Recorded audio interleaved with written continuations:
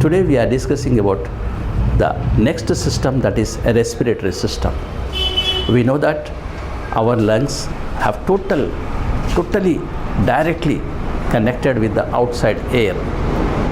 If there is no air, there is no necessity of lungs.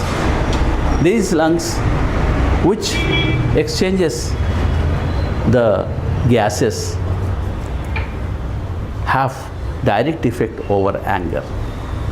See, the beauty of the air, the beauty of the respiration is when anger increases, the faster breathing will take place. During this period, anger increases in such a way that it will damage many things. It will damage bodily functions. It will damage the other systems. And the same anger can be controlled with the respiration. See the beauty. Whatever the damage is taking place, it has answer with the same system. See, for example, when you control respiration in such a way that all of a sudden people say there is a therapy. With our respiration we can control our blood pressure, we can control our anger. It is this respiration which has direct link. For example, when you inhale deeply and stay for some time, after that all of a sudden if you exhale, all of a sudden this particular way of breathing brings down the anger and blood pressure.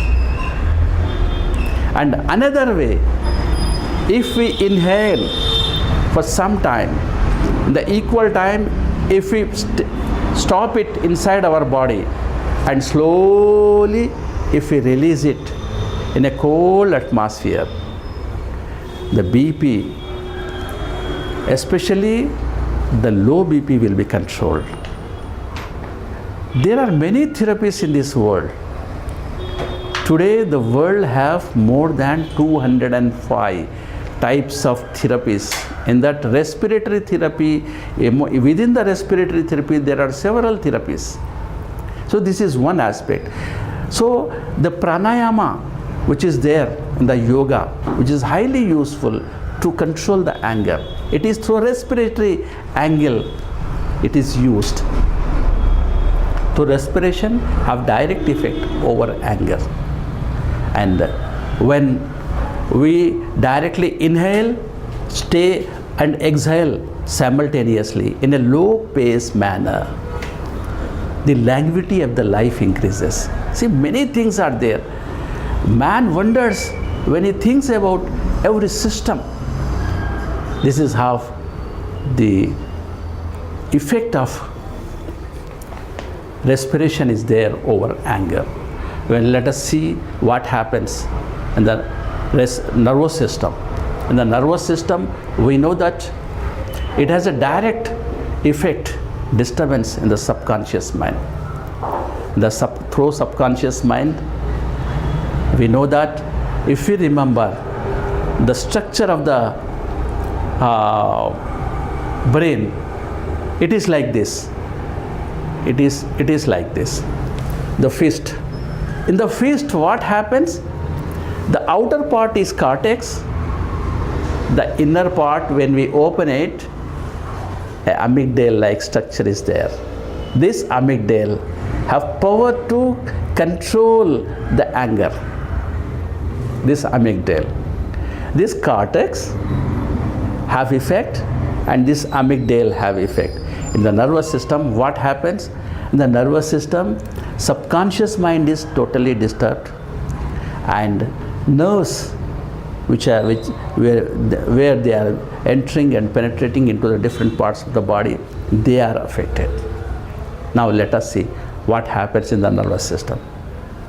How to control? Through nervous system, the anger.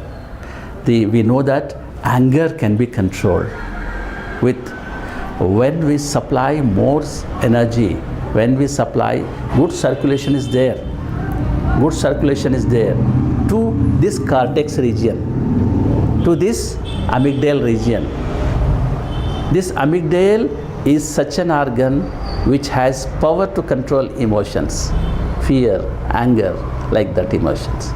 So if circulation is more to this part, how that part can be supplied blood, that can be possible when we bow. When we bow continuously for some time, then circulation will be there to that part. We know that in prostration, especially when Muslims pray namaz,